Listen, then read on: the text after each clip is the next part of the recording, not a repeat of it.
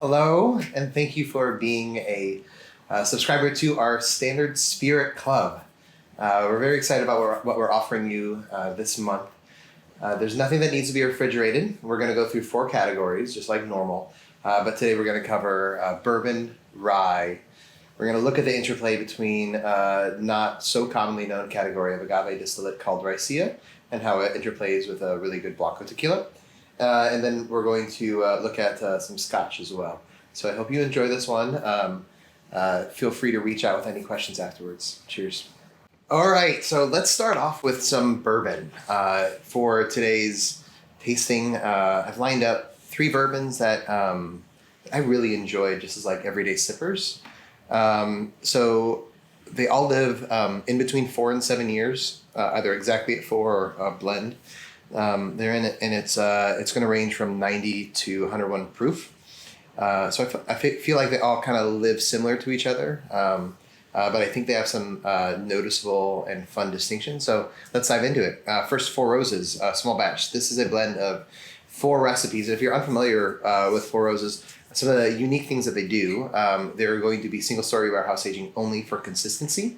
They have laboratory-designed yeast strains, unlike just a sort of typical sour mashing that occurs where you try to preserve a sour mash throughout the centuries. Four Roses has a number of recipes that they develop, and they use 4 of those recipes. And here it's going to be aged minimum of 6 to 7 years.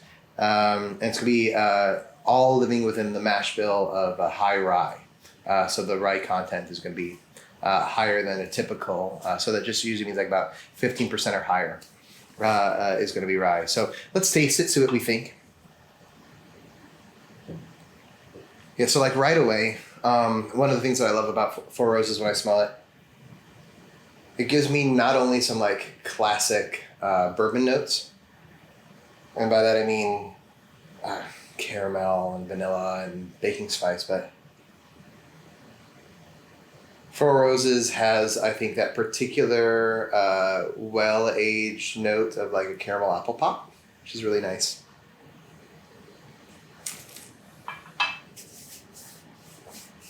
When I taste it, one of the things that I love about it too is that it has some particularly like high notes. So there's a lot of good like mid and back palate. It's going to be present in almost every bourbon that's aged in proper 53-gallon barrels.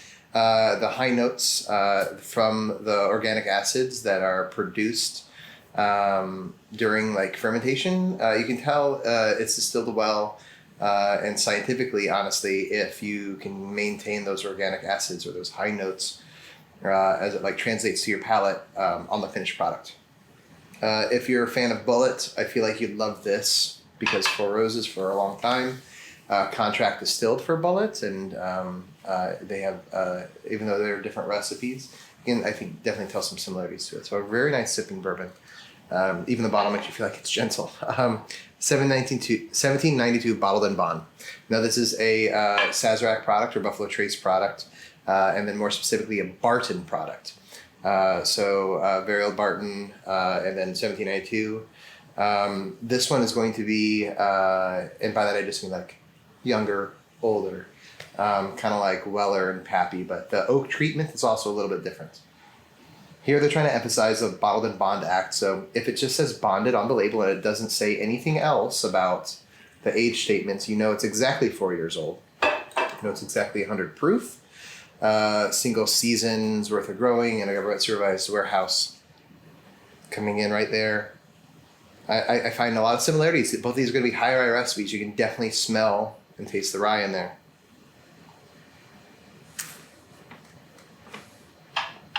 Immediately, though, because this is aged a little bit less, you notice the harshness different. Like I almost want to put this on ice to drink it. It's not harshness in a bad way. It's just harshness that the alcohol comes in really quickly on there. All in all, it feels like a well-structured bourbon. It doesn't have quite the depth and the high notes in here, but I think it's a great sipper, especially over ice. Moving on to Johnny Drum Private Stock. This comes in at 101 proof.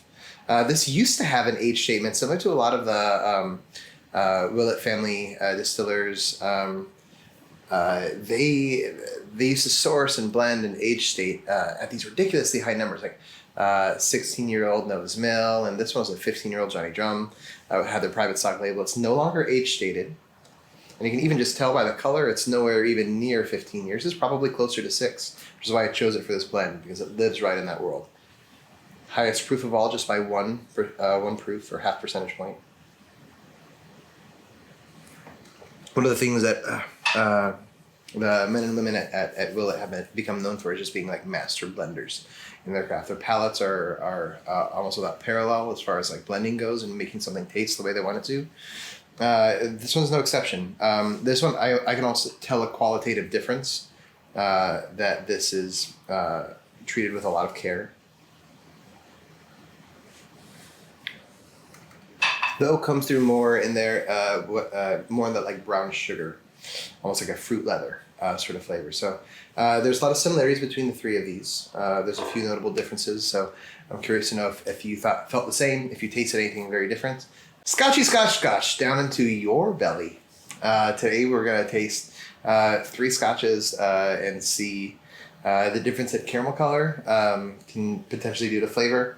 The difference between island-based scotch, not necessarily from Isla, but from the Isle of Skye. And we're going to look at a prototypical Speyside Highland. And I do say those words very intentionally. So Scotch is one of those things that has like a lot of different narratives kind of preached and thrown at us. And some of them are true, but some of them are from large companies that just want to push their like blended scotches. So I thought we'd get a chance to try 3, I think, pretty unique expressions of scotch that they're not all single malt, but I think they all have very unique characteristics. So let's start with Glenfiddich. Glenfiddich 12. You look at the color, 12-year bourbon does not look that light, yet I'm going to say it probably has a touch of caramel color in it. A 12-year-old scotch actually might look even lighter than that if it didn't. Legally, they're allowed up to a very small percentage of caramel color, and it affects the way it looks because I think they think it sells better. I think so too, but Glenfiddich is one of those single malts that is right there by the River Spey. Within Highland has its own region designated to it as Speyside. Gentle, if peated, very light. This one, very small touch.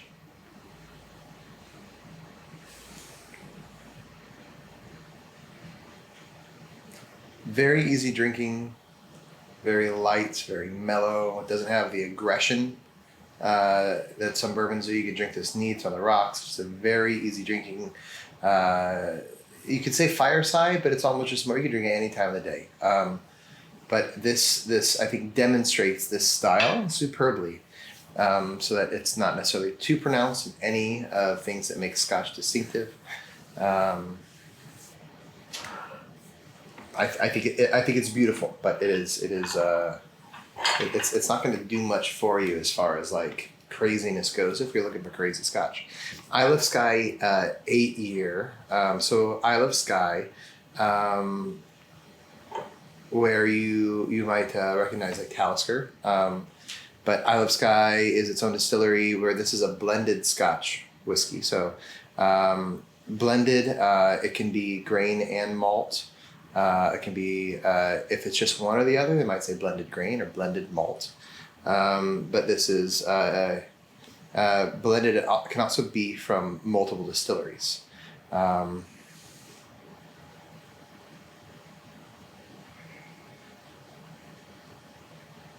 So there's instantly you see a heavy amount of peat in here. This is the MacLeod clan. The youngest element in here is 8 years old. It doesn't mean it's the oldest element. You can definitely taste caramel coloring in here, and I'm not like saying that's necessarily a bad thing. It's for the looks, but it does affect the flavor slightly. And honestly, like if you're a fan of caramel, if you're a fan of bourbon, that might actually come in appealing to you. But I think there's like a nice like sweetness to this that really blends well with the saltiness and I think the smoke from the peats. This is actually a blended Scotch whiskey that I enjoy very much. I think the peat comes through really nicely. It is perfect for cocktailing. It's great for sipping. This is especially not just a fireplace, but like a campfire or a fire pit sort of situation Scotch. I very much enjoy this. Moving on to Ardlair 2011, which is not even a distillery's name. Ardmore is the name of the distillery. Ardlair is the name of this Scotch that was selected by Signatory, which is sort of a co-project. Binny's, someone from Binny's does a lot of the picks. Monique, one of the buyers from Winebow, helps with the picks. But it's a Highland expression at cask strength at 126 proof. It's going to be 6 years old, so we're actually going down. But I'm doing this in particular because of flavor intensity. Here we have peat introduced, and here we have cask strength being the thing. So this is an unpeated expression of Highland, and you can tell the difference just in smelling between the Glenfiddich and this Ardlair. Here I get more of a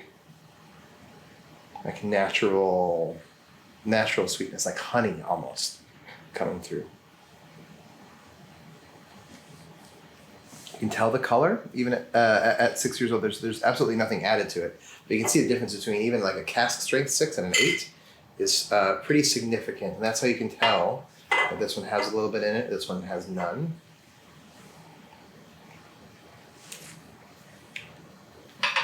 I find it a superb amount of complexity even in here, even though it is Highland. It's very easy drinking. It's not like got a crazy amount of flavors. I find like that there's notes of like floral, of honey, of citrus. So I find this one like contemplative as you sit in the sun, pour it over ice. It's delicious. So I hope that you enjoyed this brief exploration of 6, 8, and 12-year-old Scotch, ranging from blends to single malt to cask strength, caramel color, no caramel color. I feel like it gives a good overview, at least, of some flavors that are fun, unique, and also exemplary within the Scotch category.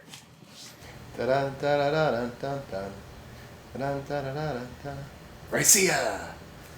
So I hope you're at the point in your tasting of these spirits where you can enjoy my bad sense of humor.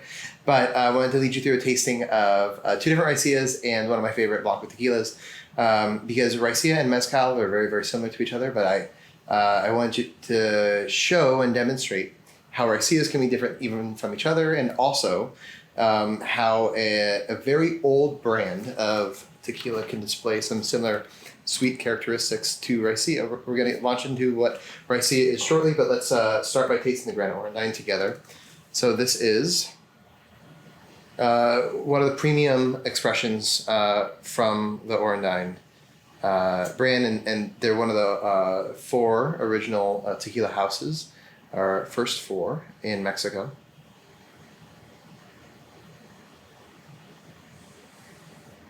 This is one of my top 3 or 4 favorite sipping tequilas, period. If you smell it and taste it, you're going to notice that you get these beautiful, subtle vanilla notes that come through, mixing together with, I think, some pretty beautiful expressions of agave. You have a very, very gentle, like softness on the palate. The texture, I think, is superb. But you have some citrus notes coming in, some like almost like lime peel, some clove. I get some like light baking spices, but all in all, it's just a super sippable, approachable Blanco tequila.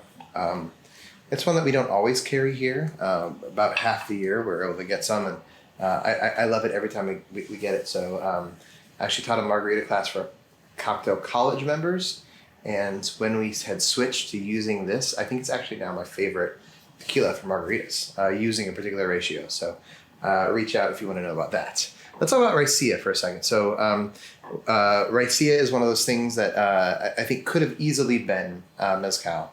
but right at sort of the origination of some tax laws regarding mezcal, Raicilla became its own thing and wasn't taxed the same. And it's kind of always had its own culture associated with it. It's a Jalisco specific product, unlike mezcals you're going to find more in Oaxaca. Mexicat is the first one. This is going to be double distilled in copper pots. It's going to have a conical stone oven to roast it in underground. You can smell already when you're just like, if I'm going from tequila to mezcal, so this is sort of like our base. If I were to go to mezcal, I'd look for how much smoke does it express, how wild is it, how funky is it. There's wild yeast fermentation in both of these, but what I'm selling here, I get this like flower garden. Like you walk by someone's yard or garden and they have trees that are just coming into bloom, you get that perfume coming out of this. Tastes in a different way, very sweet, but it also has some acid content coming through. It's wild, it's sippable, and for me, this one has more like of a limoncello citrus note than like a lime peel note. It's a fascinating comparison when you go from a really good Blanco to a Sotol, because you get to see how that begins to elevate, change. Just leave it aside for a moment because I want to go to this this Raicilla, and to be honest, I don't know how to pronounce it, so forgive me for pronouncing it wrong, but I know it's somewhere like Bonete. And well, the craziness about this has that it still has the wild fermentations, but the still on there is going to be a hybrid still that's like a Filipino Arabic hybrid. Made from the wood of like a sacred tree in Mexico. It's beautiful. 900 bottles of this batch made. This has a much more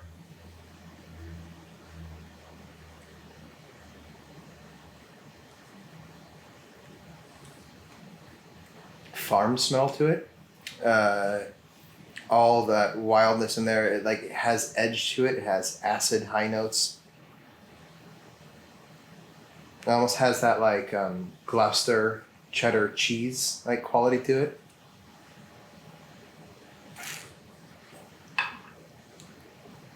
And this is something that you just sit with because it has such dramatic flavors inside of it.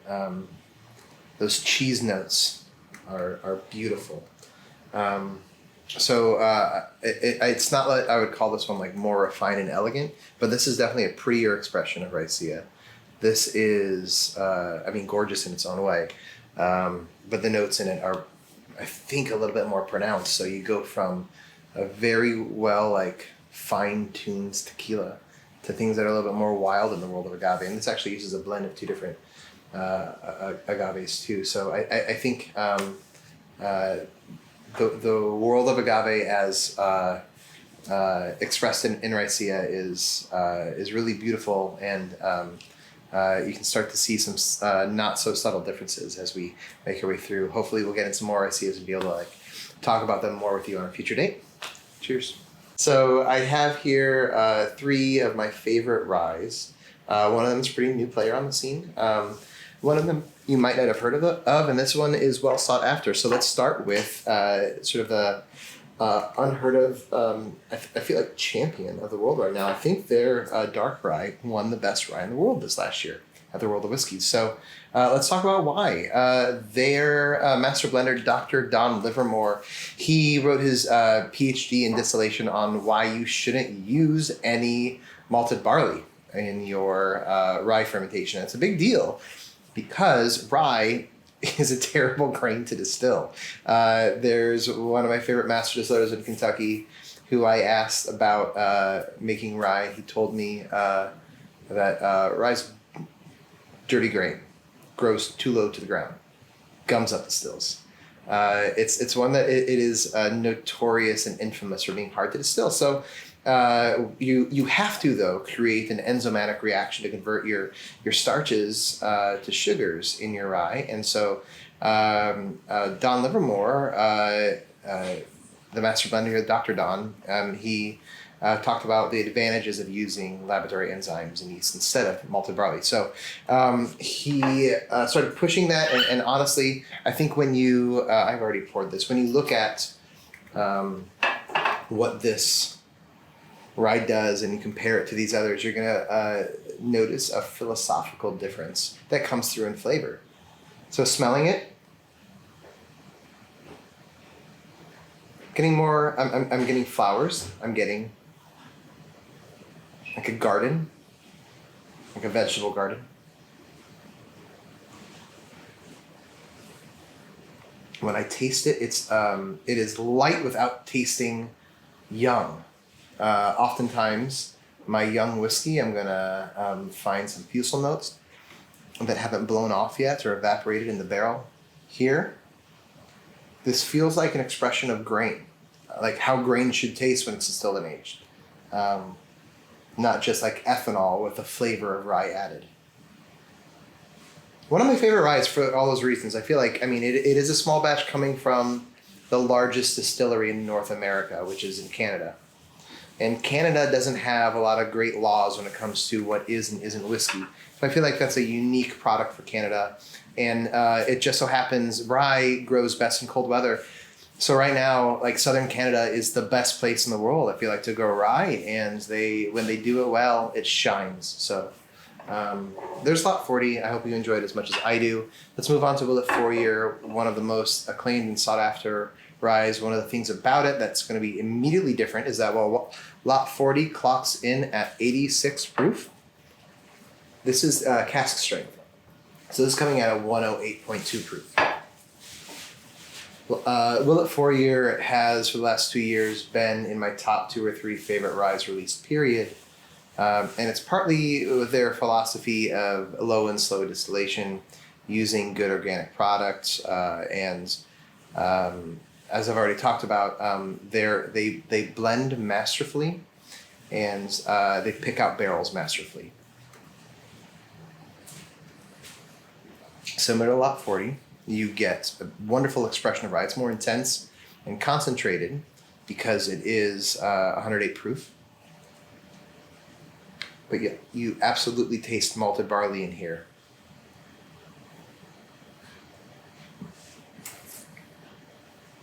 It's robust, but it's clean. I feel like this rye makes a perfect, not like half dry vermouth, half sweet vermouth, but like literally a perfect Manhattan. So my 2 cents on there. Let's move on towards a non-chill filtered, sweet mashed rye coming at 110 proof. So it's the highest strength we have. It's all single barrel from Wilderness Trail, a relatively new player, but it's also going to be a Kentucky style rye. 260 bottles made of this Kentucky style means that the rye content is going to be in the 50s% because it's just above that 51% level that qualifies it as rye. Unlike an Indiana style rye, which is going to use more enzymes, or Canadian style, which is going to be 100%, this is going to be a high percentage of corn in there. And notice the difference between these two and going to here. This rye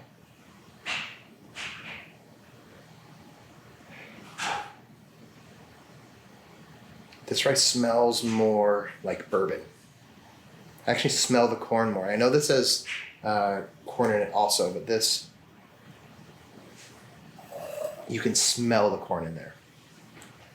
So the notes are going to be a little bit harsher. The ethanol is definitely coming through more. It hasn't been mellowed as much. The non-chill filtration is going to enhance those flavors.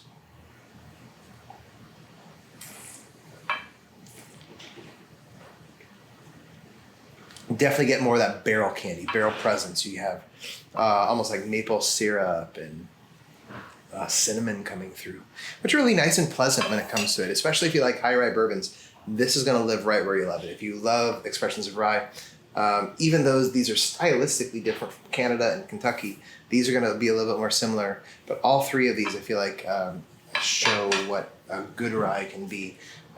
Sip them neat or on the rocks, especially these two could use an ice cube if you wanted. I love mixing them in cocktails too. Come by for a pour. That concludes our standard Spirit Club tasting. Thank you so much for joining me as we taste through all these products.